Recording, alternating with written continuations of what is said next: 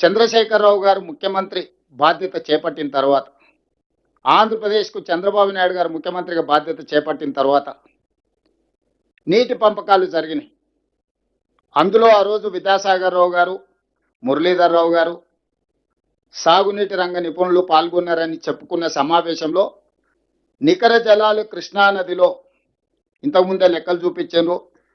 3 రాష్ట్రాలు మహారాష్ట్ర, కర్ణాటక, ఉమ్మడి ఆంధ్రప్రదేశ్కి 811 టీఎంసీలు, కర్ణాటకకి 734 టీఎంసీలు, మహారాష్ట్రకి 585 టీఎంసీలు, మొత్తం 2130 టీఎంసీల నీటి కేటాయింపుల్లో ఉమ్మడి ఆంధ్రప్రదేశ్కు 811 టీఎంసీలు నికరంగా కేటాయించడం జరిగింది. ఉమ్మడి రాష్ట్రం ఉన్నప్పుడు, రాష్ట్ర విభజన చర్చ జరుగుతున్నప్పుడు ఉమ్మడి ఆంధ్రప్రదేశ్లో కృష్ణా బేసిన్ మీద నిర్మించిన ప్రాజెక్టులకు ఏ ప్రాజెక్టు ఎన్ని నీళ్లను వాడుకుంటుందో కిరణ్ కుమార్ రెడ్డి గారు ఉన్నప్పుడు ఒక లెక్క తీసిండ్రు.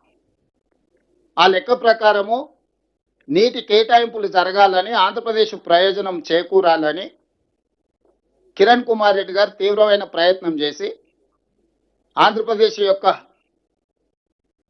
నీళ్ళ హక్కులను సాధించాలని కిరణ్ కుమార్ రెడ్డి గారు ఆనాడు ప్రభుత్వంలో ఒక లెక్కలు తీశారు.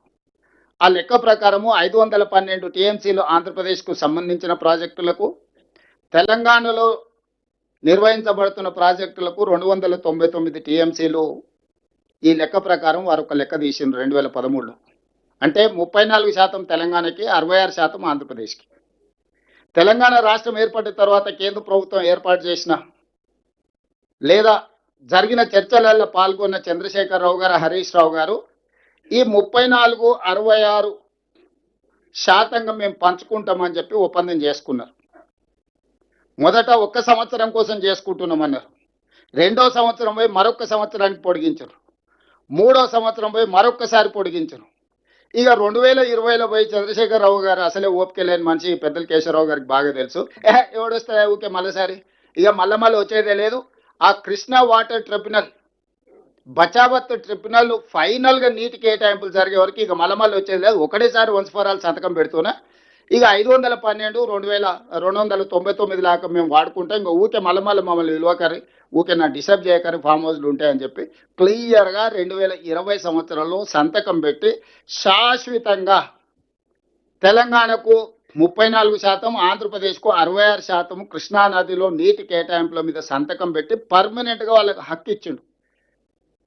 దీనివల్ల ఈరోజు మీరందరూ గుర్తించాల్సింది, ఈ బచావత్ ట్రిబ్యునల్ ఎప్పుడు వేసిండ్రు అనుకుంటున్నారు?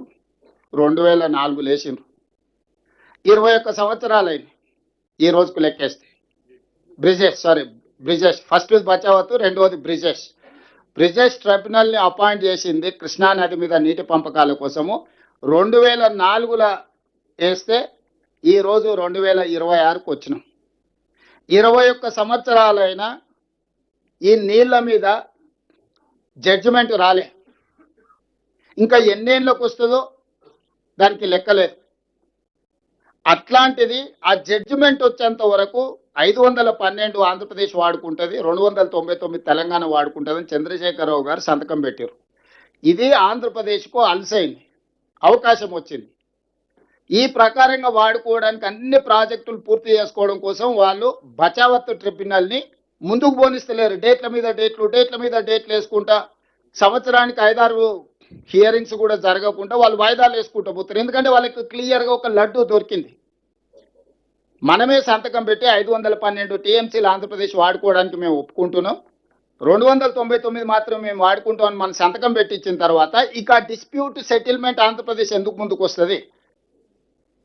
ఈరోజు బచావత్ ట్రిబ్యునల్ ముందల మన వాదన ఏంది? చంద్రశేఖరరావు బ్రిజేష్ ట్రిబ్యునల్ ముందల మన వాదన ఏంది? ఈరోజు మేము ఏం చెప్పినాము? అంతర్జాతీయ జల విధానంలో పరివాహక ప్రాంతం ఎంతైతే ఉంటుందో అంత ప్రపోర్షనట్ షేర్ తెలంగాణకి ఇవ్వాలి. దాని ప్రకారం మా తెలంగాణ పరివాహక ప్రాంతం 71%, ఆంధ్రప్రదేశ్ పరివాహక ప్రాంతం 29%. దీని ప్రకారము మాకు 555 టీఎంసీల నీళ్లు వస్తాయి, మీకు మిగిలిన నీళ్లు మాత్రమే వస్తాయి. కాబట్టి మాకు నికర జలాలలో 811 టీఎంసీల్లో 555 టీఎంసీలు పరివాహక ప్రాంతాన్ని లెక్కగట్టి 71% మాకివ్వండి, 29% మీరు తీసుకోండి అని మొదటి వాదన వినిపించినాం. రెండోది, ఇదే బ్రిజేష్ ట్రిబ్యునల్ ఈ 811 కాకుండా అదనంగా ఇంకా కొంత నీటి లభ్యత ఉన్నదని 1005 టీఎంసీలు టోటల్గా ఉంటుంది అని ఆర్డర్ ఇచ్చిండ్రు గతంలో. దాని మీద సుప్రీంకోర్టు స్టే చేసింది. ఒకవేళ 1005 టీఎంసీలు కృష్ణా నదిలో నీటి లభ్యత ఉమ్మడి ఆంధ్రప్రదేశ్కు ఉంటే 763 టీఎంసీలు తెలంగాణకి ఇవ్వండి, మిగతా 287 టీఎంసీలు మాత్రమే ఆంధ్రప్రదేశ్కి ఇవ్వండి అని చెప్పి రెండో వాదన మనం వచ్చినాక వినిపించినాం. దాంతో ఈరోజు ఆంధ్రప్రదేశ్ ఉక్కిరి బిక్కిరి అవడమే కాకుండా ఆంధ్రప్రదేశ్ ప్రధాన ప్రతిపక్షమైన జగన్మోహన్ రెడ్డి గారు చంద్రబాబు నాయుడు గారికి లేఖ రాసిండు 19th November 2025, almost 1.5 month back. ఏమని? తెలంగాణ సమర్థవంతంగా కృష్ణానది జలాల నీటి కేటాయింపుల మీద వాదన వినిపిస్తుంది, మీరు ఎక్కడ కూడా వాళ్ళని ఎదుర్కోలేకపోతున్నారు, దీనివల్ల ఆంధ్రప్రదేశ్కు మేము సాధించిన చంద్రశేఖరరావు గారిని మేము మేనేజ్ చేసి సాధించిన నీటి కేటాయింపులు కూడా ఈరోజు తిరిగి తెలంగాణకి వెళ్ళిపోయే ప్రమాదం ఉందని ఈరోజు జగన్మోహన్ రెడ్డి గారు అధికారికంగా చంద్రబాబు నాయుడు గారికి లేఖ రాసిండు. ఈ నేపథ్యంలో నిన్న జరిగిన ఎన్నికలు, ఈ నీళ్ళ వెనకాల కుత్సితమైన రాజకీయం ఉన్నది. తెలంగాణ రాష్ట్రం వచ్చిన తర్వాత లేదా చంద్రశేఖరరావు గారు మాజీ ముఖ్యమంత్రి అయిన తర్వాత 2023 డిసెంబర్లో జరిగిన అసెంబ్లీ ఎన్నికల్లో ఆ పార్టీ ఓడిపోయింది. 2024 పార్లమెంట్ ఎన్నికల్లో ఆ పార్టీ ఒక్క సీటు గెలవలేదు. ఆ పార్టీ పుట్టినప్పటి నుంచి ఈ పరిస్థితి ఎప్పుడు ఆ పార్టీకి లేదు. ఆ తర్వాత కంటోన్మెంట్లో జరిగిన ఉప ఎన్నికలు, ఆ తర్వాత జూబ్లీ హిల్స్లో జరిగిన ఉప ఎన్నికలు, ఆ తర్వాత సర్పంచ్ ఎన్నికల్లో జరిగిన ఎన్నికల్లో ఎక్కడ కూడా పార్టీకి ఆశించిన ఫలితాలు రాలేదు. ఓటమి తప్ప పార్టీకి ఏమీ కనిపించలేదు.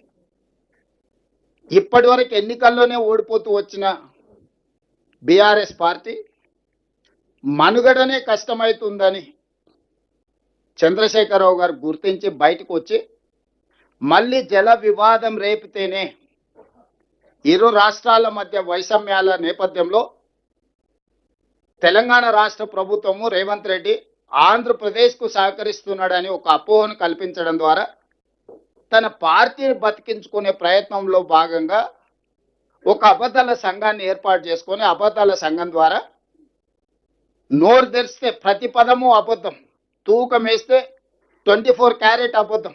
చంద్రశేఖరరావు గారు, హరీష్ రావు గారు చెప్పి ఏదైనా మీరు బంగారంతో మెజర్ చేయాల్సి వస్తే 24 క్యారెట్ ఈజ్ చాలా అత్యంత నాణ్యమైన బంగారం అంటారు కదా, అట్లా 24 క్యారెట్ అబద్ధాలు చంద్రశేఖరరావు గారు, హరీష్ రావు గారు చెప్పి మన మీద అపోహలు కల్పించే ప్రయత్నం చేస్తున్నారు.